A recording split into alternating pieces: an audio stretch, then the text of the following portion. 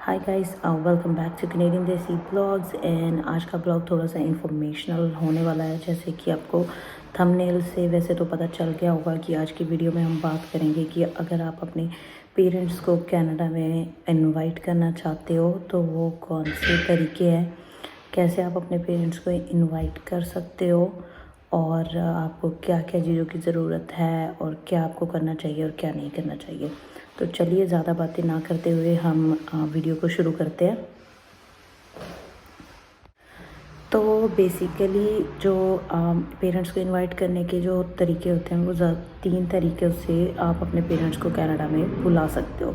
तो पहला तरीका जो कि सबको ही पता है, जो है हमारा विज़िटर वीज़ा, जिसको हम टूरिस्ट वीज़ा, विज़िटर वीज़ा, कई लोग उसको मल्टीपल एंट्री वीज़ा भी बोलते हैं। बट कईयों को ये भी कन्फ्यूज़न रहती है कि multiple visa and is there any difference between those all three. But now जो आपका विज़िटर वीज़ा है, टूरिस्ट वीज़ा है and multiple visa, they all are the same thing. So आप उसको बेसिकली होता वो विज़िटर वीज़ा ही है, वो लोगों ने उनके नाम बना रखे हैं। तो multiple visa is just a thing कि आपको मल्टीपल एंट्री वीज़ा मिलता है जब आप विज़िटर वीज़ा के लिए अप्लाई करते हो। तो एक तो हो गया कि आप अपने पेरेंट्स को विज़िटर वीज़ा पे अप्लाई कर मतलब बुला सकते हो, इनवाइट कर सकते हो कनाडा में। वो कोई भी इनवाइट कर सकता है। अगर आप स्टूडेंट हो तब भी आप इनवाइट कर सकते हो, अगर आप वर्क परमिट पे हो तब भी कर सकते हो, ऑब्वियसली अगर आप पीआर हो तो तब भी आप इनवाइट कर सकते हो। ठीक है, तो दूसरे तरीके की बात करते हैं। दूसरा तरीका है super visa. Super visa is also pretty much same as the visitor visa. जो विज़िटर वीज़ा है बेसिकली वही सुपर वीज़ा, सेम थिंग है। दी ओनली डिफरेंस इज़ कि विज़िटर वीज़ा में आपके पेरेंट्स जो हैं वो 6 महीने तक ही कनाडा में मैक्सिमम स्टे कर सकते हैं विज़िटर वीज़ा पे। और अगर वो सुपर वीज़ा पे आ रहे हैं तो वो मैक्सिमम उनको 2 साल रहने की जो है परमिशन होती है। 2 साल वो कॉन्टीन्यूसली 2 साल रह सकते हैं। But as for this year 2022 अब उन्होंने वो जो बढ़ा के सुपर वीज़ा की जो लिमिट है, पहले 2 साल होता था कि आप आपके पेरेंट्स मतलब कॉन्टीन्यूसली 2 साल तक रह सकते हैं, बट अब बढ़ा के उन्होंने 5 साल कर दिया है। तो अभी अगर हम देखें तो आप अगर सुपर वीज़ा के लिए अप्लाई करते हो अपने पेरेंट्स के लिए तो आओ आपके साथ 5 साल कॉन्टीन्यूसली रह सकते हैं बिना वापस गए इंडिया। 5 साल तो वो हो गया कि वो 5 साल मतलब आपके साथ रह सकते हैं कॉन्टीन्यूसली। बट उसके बाद भी अगर आपको एक्सटेंशन चाहिए तो देयर इज़ एन ऑप्शन कि आप उनको एक्सटेंड करा सकते हो 5 साल से 7 साल तक। तो मैक्सिमम जो सुपर वीज़ा की स्टे होगी वो 7 साल की होगी, कि मतलब आपके पेरेंट्स 7 साल कॉन्टीन्यूसली आपके साथ रह सकते हैं।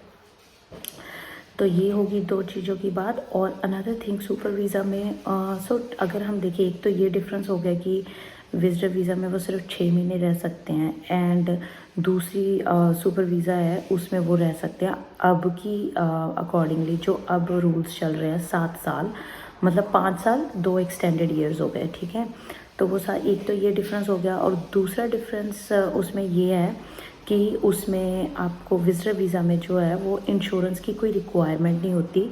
बट जो आपका क्या कहते हैं सुपर वीज़ा है उसमें आपको अपने पेरेंट्स की इंश्योरेंस हेड करवानी होती है पहले ही, मतलब उसकी फुल पेमेंट होनी चाहिए जो अभी के रूल चल रहे हैं। सो उसमें आपको मेडिकल भी करवाना पड़ता है, इंश्योरेंस भी करवानी पड़ती है, तो उसमें बहुत सारी चीज़ें होती हैं। तो उसमें बहुत सारी और चीज़ें ऐड ऑन हो जाती हैं। तो तीसरी बात आती है, आप अपने पेरेंट्स को एज ए पीआर स्पॉन्सर कर सकते हैं। तो एक तो आपको फर्स्ट थिंग जो बहुत ही इंपॉर्टेंट है, आप कनाडा के पीआर होने चाहिए। अगर आप कनाडा के पीआर हो तभी आप अपने पेरेंट्स को एज ए पीआर स्पॉन्सर कर सकते हो।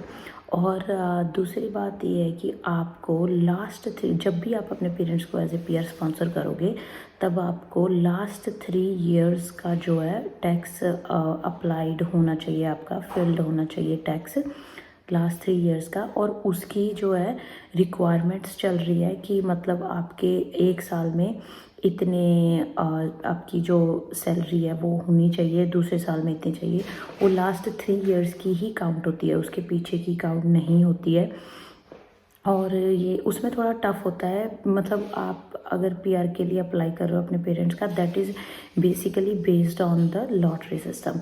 होता क्या है कि हर साल ये ऐसा नहीं है कि आप कभी भी अप्लाई कर सकते हो। ओनली जब जो कनाडा गवर्नमेंट जब वो फाइल्स ओपन करते हैं पेरेंट्स की स्पॉन्सरशिप के लिए, पीआर स्पॉन्सरशिप को बेसिकली स्पॉन्सर बोलते हैं कि आप अपने पेरेंट्स को एज ए पीआर स्पॉन्सर कर रहे हो। तो जब भी कनाडा की जो गवर्नमेंट है वो पीआर के फॉर्म्स वगैरह ओपन करते हैं, तब आपको फॉर्म सबमिट करना पड़ता है। सबसे पहले तो अगर आपको ये वीडियो अच्छी लग रही है तो प्लीज़ मेरी इस वीडियो को लाइक कीजिए एंड मेरे चैनल को सब्सक्राइब कीजिए फॉर ऐसी इंफॉर्मेशनल वीडियोस के लिए कनाडा के रिलेटेड। तो चलिए अब आगे बढ़ते हैं। तो अगर आप अपने पेरेंट्स को स्पॉन्सर करना चाहते हो एज ए पीआर, तो सबसे पहले आपको जो है इंटरेस्ट टू स्पॉन्सर फॉर्म जो है फिल करना पड़ता है। तो बेसिकली जो कनाडा गवर्नमेंट है वो ये पेरेंट्स को स्पॉन्सर करने वाला जो प्रोग्राम है वो साल में एक ही बार ओपन करते हैं, वंस इन अ ईयर। तो अब से जब से कोविड चल रहा है तो 2020 में इन्होंने लास्ट में ओपन किया था, उसके बाद अभी 2022 चल रहा है, अभी तक इन्होंने ओपन नहीं किया है। तो होपफुली ये सून ओपन करेंगे, क्योंकि पिछली बहुत सारी एप्लीकेशंस जो है पेंडिंग पड़ी हुई है। तो अभी इसलिए मुझे लगता है कि इस साल भी वो शायद नहीं करेंगे। तो चलिए, तो उससे पहले सबसे पहले होता क्या है कि सबसे पहले आपने जो है interest to sponsor form fill कर देना है। उसके बाद जो आपकी एलिजिबिलिटी है वो चेक होती है। तो वो चेक होने के बाद वो आपको इनविटेशन करते हैं कि आप अपने पेरेंट्स को इनवाइट कर सकते हो एज ए पीआर। तो फिर उसके बाद आप उनकी पीआर जो है वो आगे का प्रोसेस चलता है। सो बेसिकली उसकी जो रिक्वायरमेंट है वो आपकी, पहली बात तो आप पीआर होने चाहिए। दूसरी बात आपका जो वेज है, जो आपकी एनुअल सैलरी है वो चेक करते हैं। वो हर एक साल का अलग अलग होता है और 3 साल का आपने जो है टैक्स भरा हुआ होना चाहिए। ठीक है, तो ये चीज़ें होगी। और ये तो होगा कि 3 तरीके आप जिन तरीक़ों से अपने पेरेंट्स को कनाडा में इनवाइट कर सकते हो। अब अगर आपको ये जानना है कि स्टेप बाय स्टेप अगर आपने विज़िटर वीज़ा के लिए अप्लाई करना है, क्योंकि मैंने रिसेंटली अपने पेरेंट्स का खुद विज़िटर वीज़ा अप्लाई किया था और विद इन 20 डेज़ में उनका जो है विज़िटर वीज़ा आ गया था। तो अगर आपको कोई भी इंफॉर्मेशन चाहिए कि मैंने वो स्टेप बाय स्टेप गाइड चाहिए कि मैंने वो कैसे अप्लाई किया था और क्या क्या डॉक्यूमेंट्स रिक्वायर्ड थे, तो मैं उसकी प्रॉपर एक वीडियो बनाऊंगी स्टेप बाय स्टेप कि अगर आप अपने पेरेंट्स का वीज़ा खुद अप्लाई करना चाहते हो तो आप कैसे कर सकते हो। तो उसके लिए प्लीज़ अगेन मैं बोल रही हूँ, आप डू सब्सक्राइब टू कैनेडियन देसी blogs for the informational videos and do hit a like button for this video अगर आपको इसमें कुछ भी जानकारी मिली है। और इसको शेयर ज़रूर कीजिए जो जानना चाहते हैं कि वो अपने पेरेंट्स को कनाडा में कैसे इनवाइट कर सकते हैं। ओके, लास्ट थिंग, और हम ये देखें कि कौन इनवाइट कर सकता है as a PR, on PR basis पे कौन अपने पेरेंट्स को इनवाइट कर सकता है। सो लेट्स से जैसे मैं अमित हैं, हमने अगर अपने पेरेंट्स को एज ए पीआर स्पॉन्सर करना है तो मैं अमित के पेरेंट्स को स्पॉन्सर नहीं कर सकती, मतलब मैं अपने इन लॉज को नहीं कर सकती, अमित मेरे पेरेंट्स को नहीं कर सकते। तो अगर आप कोई हस्बैंड वाइफ हो तो वो आप अपने पेरेंट्स को ही कर सकते हो, अपने मतलब पेरेंट्स को ही कर सकते हो, अपने इन लॉज को नहीं कर सकते। यू कैन बी अ को साइनर विद दैम। जैसे कि अगर मतलब अमित अगर अपने पेरेंट्स का अप्लाई करना चाहते हैं एज ए पीआर, उनको स्पॉन्सर करना चाहते हैं, तो मैं उनकी को साइनर बन सकती हूँ कंबाइन करने के लिए, बट मैं उनको वो नहीं कर सकती, मतलब मैं उनको डायरेक्टली इनवाइट नहीं कर सकती, वो सिर्फ अमित ही कर सकते हैं। और ये चीज़ बहुत इम्पॉर्टेंट है इसमें, इसलिए मैं भूल गई थी पहले बताना, इसलिए मैंने दोबारा से सोचा कि मैं अब मतलब वीडियो बनाऊँ इसके बारे में। तो अभी हमने बात करी कि कौन अपने मतलब पेरेंट्स को इनवाइट कर सकता है एज ए पीआर कनाडा में। और अब वो बहुत ही इम्पोर्टेंट बात थी, एक जो कपल है उनके लिए बहुत ही इम्पोर्टेंट इन्फॉर्मेशन है ये, क्योंकि ये सबको ही कन्फ्यूज़न रहती है, मुझे भी कन्फ्यूज़न थी।